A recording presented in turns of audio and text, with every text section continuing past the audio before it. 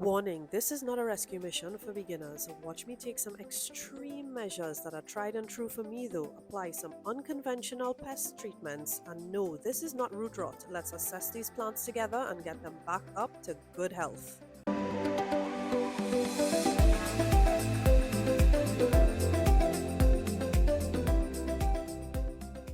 To add some more context to this video, I want to reminisce a bit. For y'all who've been with me from D1, you would be familiar with this space. For the newcomers, this is my old garden. This is where I used to live.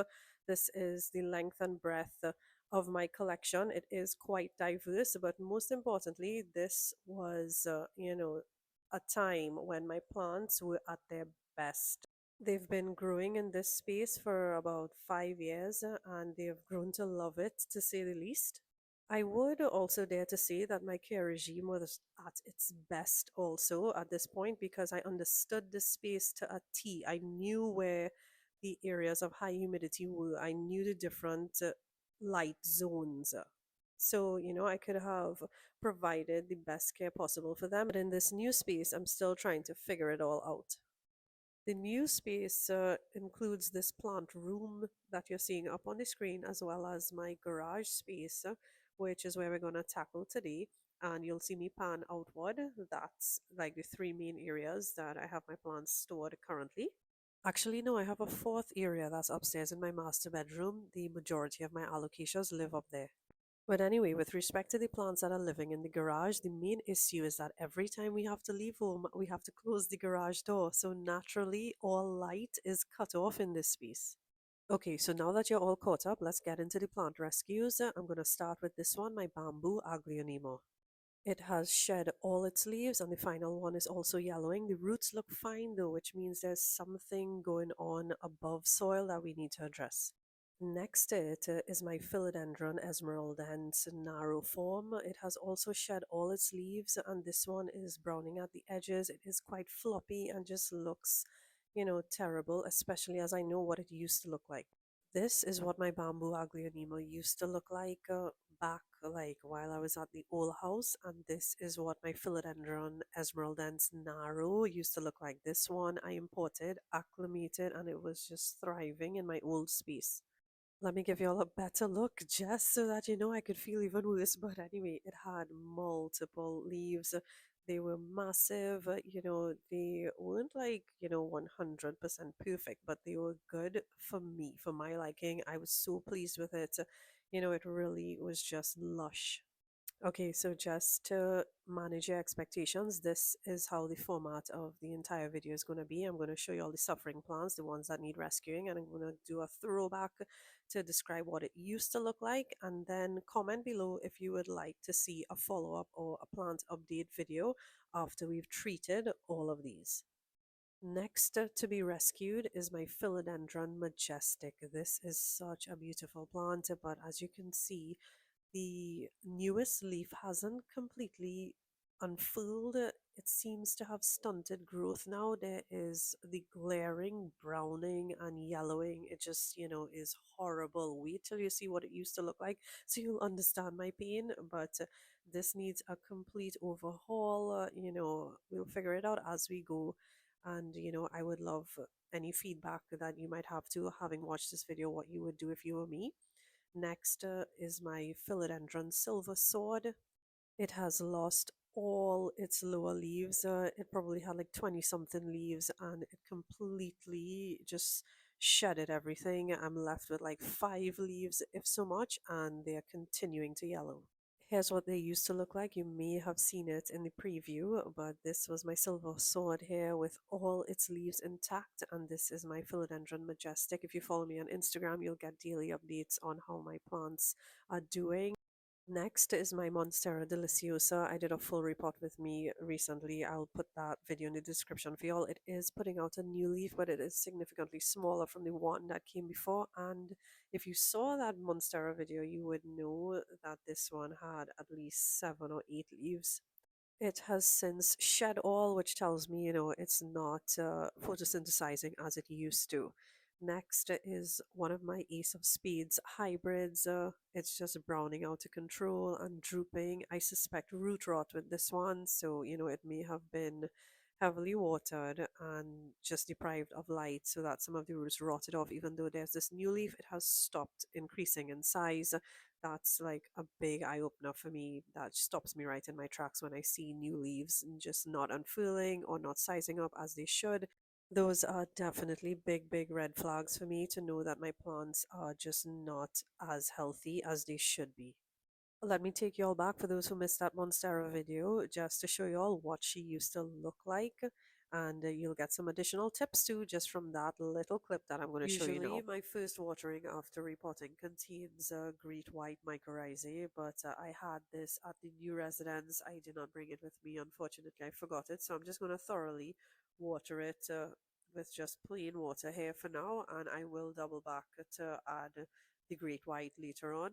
I really do believe in that product preventing shock and, just making the roots pretty much comfortable in its new home. So I will double back to do that. As usual, I'll keep you guys posted on Instagram as to her progress after repotting so you can see if she is one big flop or if she actually progresses. The next phase for my Monstera Deliciosa, which is this one you're seeing up on the screen, is to move her to my new residence. And clearly she was a big flop. But in my defense, if she had remained in situ, I am positive that she would have been better off than she is today.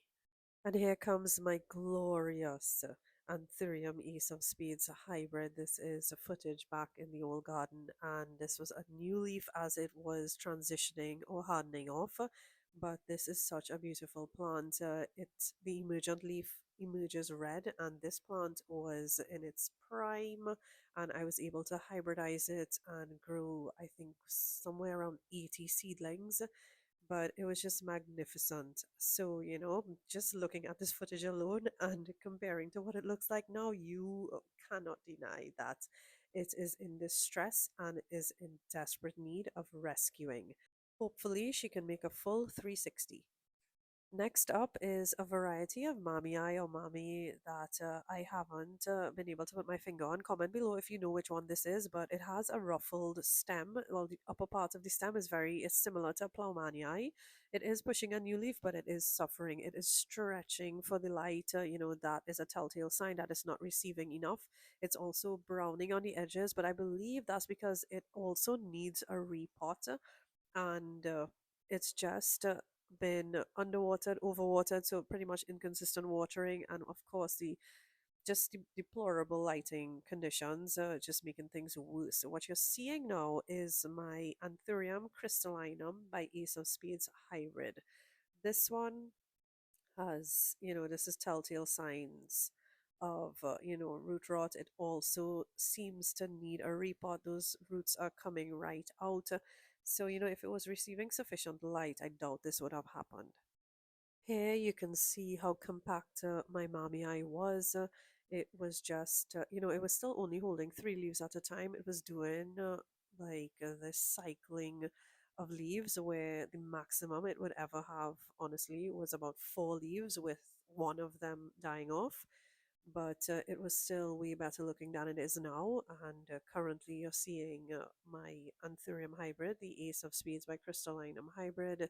This one, looking at this footage, I remember it actually received some direct light for a portion of the day, and it was in an uncovered spot, but it was shielded by a wall, so it was still receiving a lot more light than it is now. And the last to be rescued is my Philodendron Lupinum. I repotted this recently, and when I placed it back into the garage where it was, I guess, sustaining itself, it did put out this new leaf, but it's smaller than the rest and it just does not look healthy. So, it just was, I think, experienced too much trauma and too much stress to not express this in the foliage. So that has to be dealt with. And here are a couple props of my Philodendron fibrocataphyllum that just totally plummeted. They all were pushing up to 3 leaves, and they just started declining. But I feel I know what the problem is, and I'm going to leave this assessment for another video. Comment below if you have a Philodendron fibrocataphyllum, but I think I have to adjust my soil mix, and I'm going to leave these for a separate video because I learned a lot with these props. And this is my Philodendron lupinum when it was at its best. just climbing its pole, increasing in size, not dropping any leaves. There was no browning. It was just perfect. Okay, so let's get into rehab mode or rescue mode. Firstly, I want to show y'all where I think I'm going to relocate some of these to get much more light. I strongly think that the lighting situation is the issue.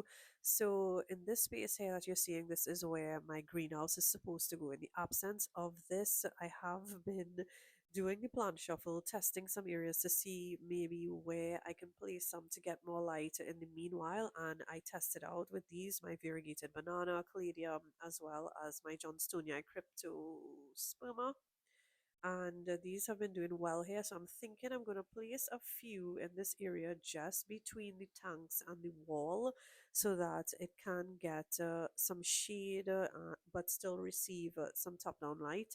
So this area is what I'm thinking about. So I'm going to place a couple there to just, spread them out some more for the ones that need a much brighter situation. Here's another area that I'm considering is just behind my plant room. I'm thinking to just clear this out and pile in a few here where the building as well as that short wall could possibly shield it, as well as this side of the house, which is east facing, so it wouldn't be receiving, west facing light or too much, harsh lighting, and it will be sheltered by the rest of the house. So that's a possible area.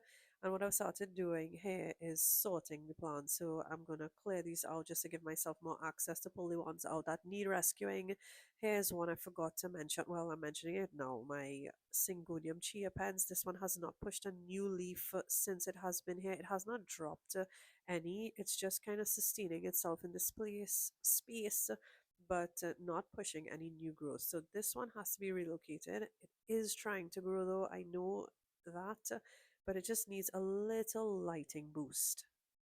Okay, so let's get cracking. This is a better look at the Syngonium Chiapense. It doesn't have any pests on it. I just want you all to appreciate the size right now as well. So it's not suffering badly, but it's not growing, and that's my issue. Now, sometimes when the plants are piled one in front of each other, the ones to the back are neglected. This one was to the back being on a large pole. I needed to lean it up against the wall.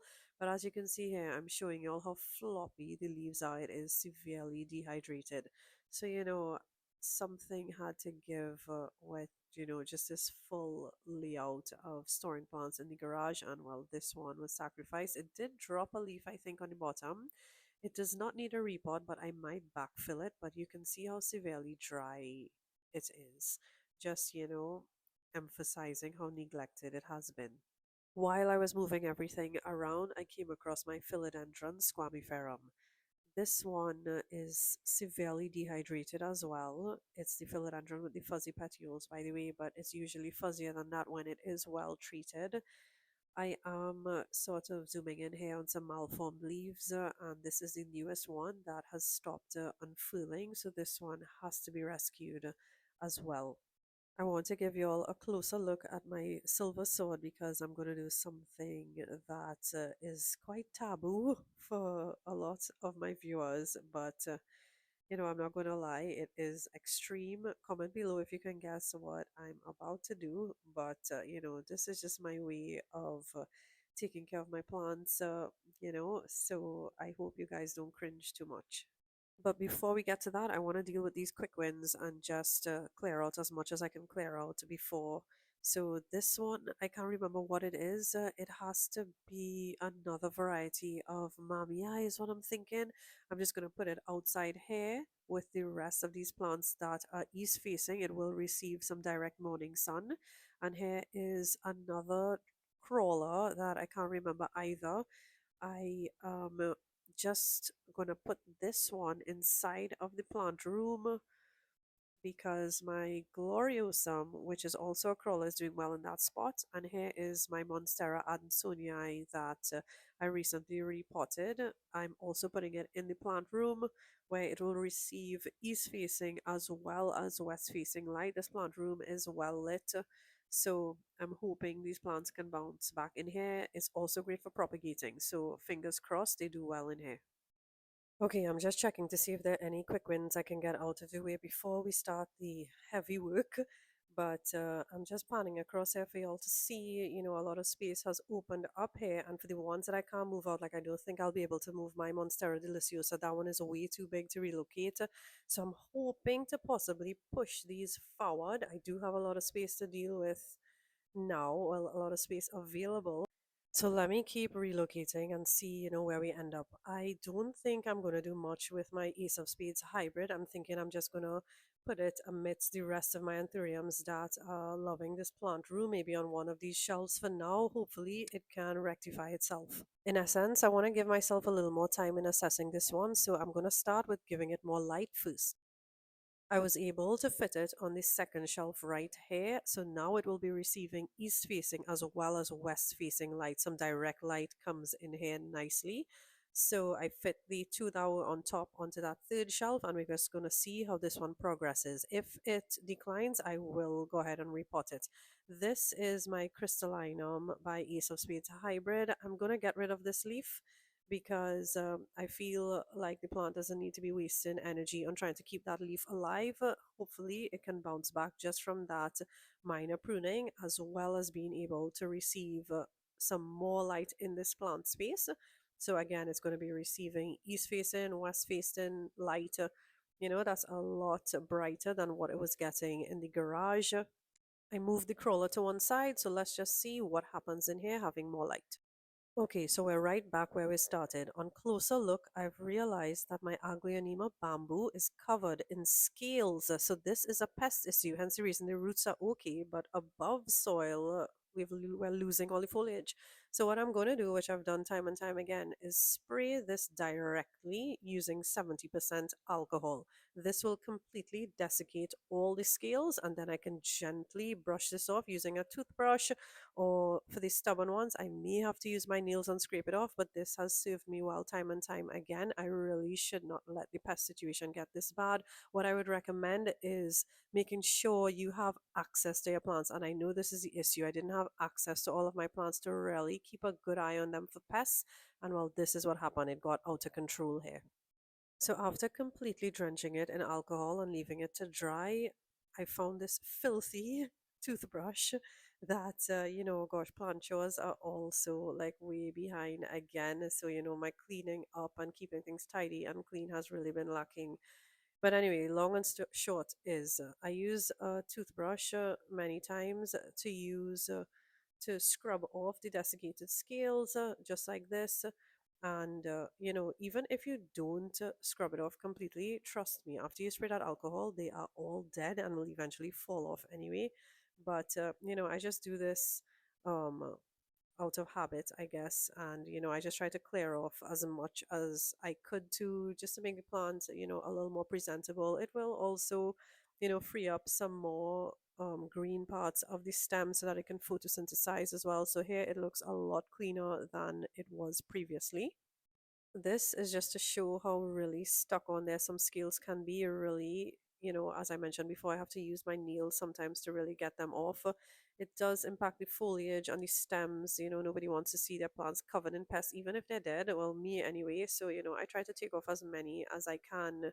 And again, I do think it increases the photosynthesizing surface. So I'm just scraping these off, getting as many off as I can. And this is just a preliminary step to dealing with scales. I swear by using systemic granules.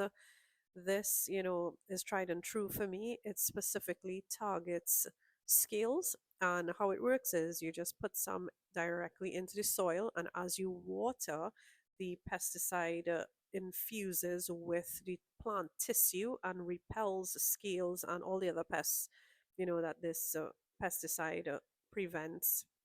It just wards them off in that way. Okay, so here comes the big moves or those extreme decisions, and I want to show you all why I'm confident to do this. And it's because my Rhaphidophora tetrasperma lost a bunch of leaves on the bottom. What you saw before was the butt cut, and this is the top cut that is fully rooted after 3 weeks and ready to be potted up again and started over. This is how I know the plant room is well lit and is a good spot to pile in as many more that I could pile in there. And I'm going to do the same for this. This is my Diffenbachia. I can't remember the name. Comment below if you do, please. But I'm just going to take the top cut here because it is quite leafless on the bottom, and I'm hoping that the butt cut will reshoot in multiple places, and then hopefully I can put them back up together. Sometimes this is the best course of action, just especially as I'm trying to save on space too, so let's hope for the best.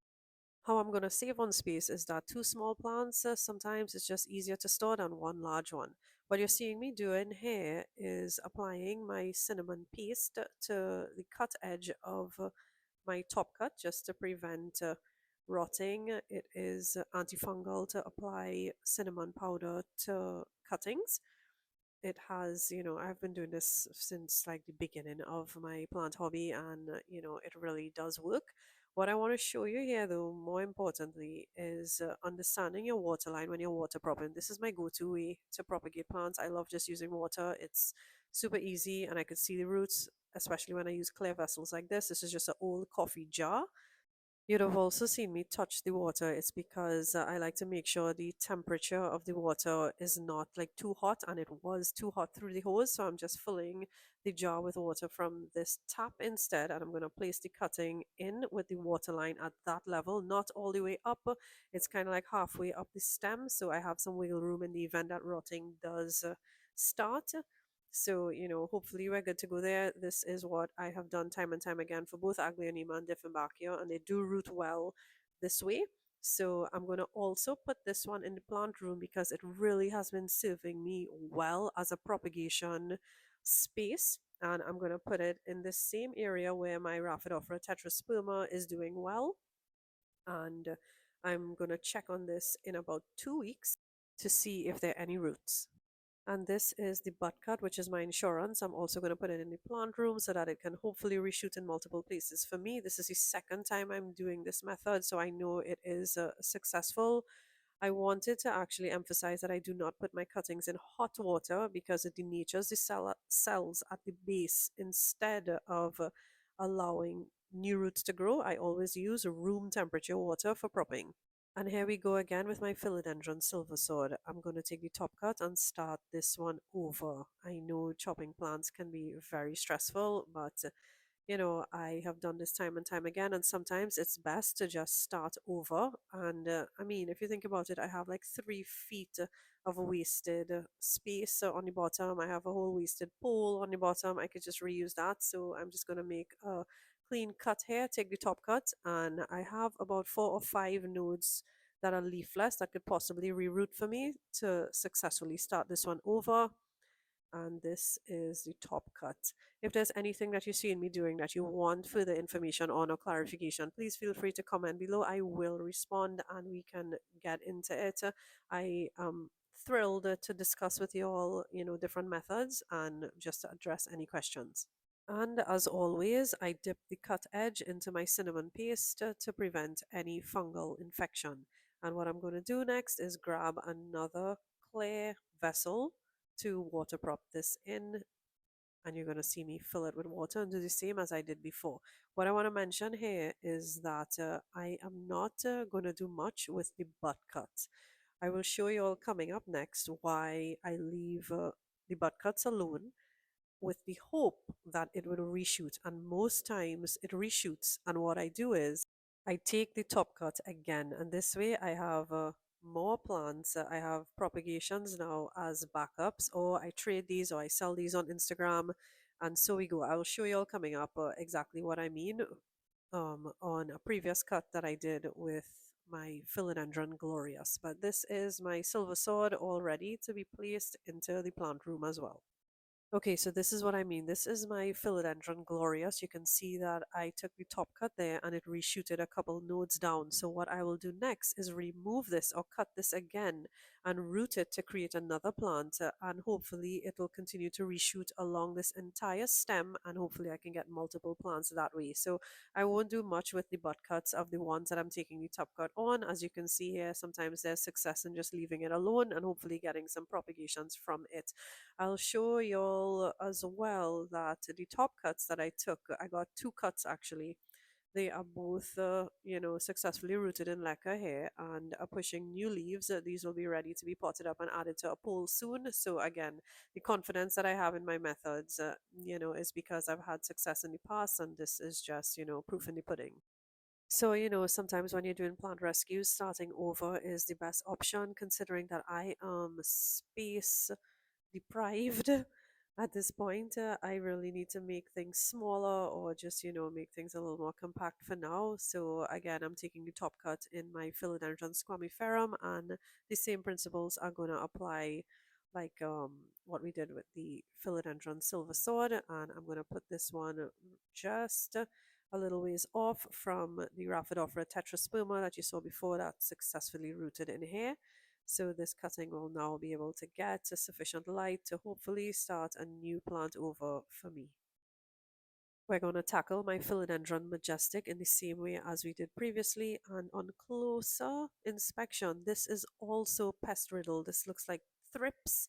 So I'm going to show you all, I think for the first time on YouTube, how I deal with thrips. And again, when you do not have sufficient access or just, space to maneuver around your plants to really get in there and inspect, this is what happens. Pests take over, or sometimes your pest treatments, because I do spray with neem, not as frequent as I used to, but I do, try to spray as often as I can. And sometimes the product just doesn't reach the plant because the layout that I had it originally in just was not conducive enough. So I gonna just chop and prop that one as I did. I'm gonna do a little cleanup now and try and rearrange the space so that these plants here that are remaining are gonna get some more light, hopefully.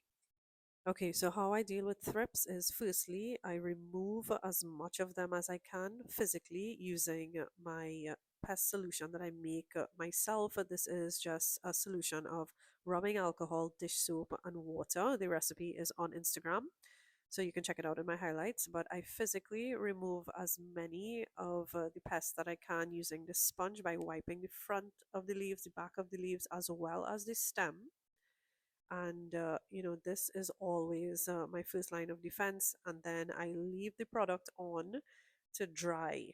And once it's dried, I go in a second time using End All. I get this at Home and Garden Creations, I believe, in Arangwes.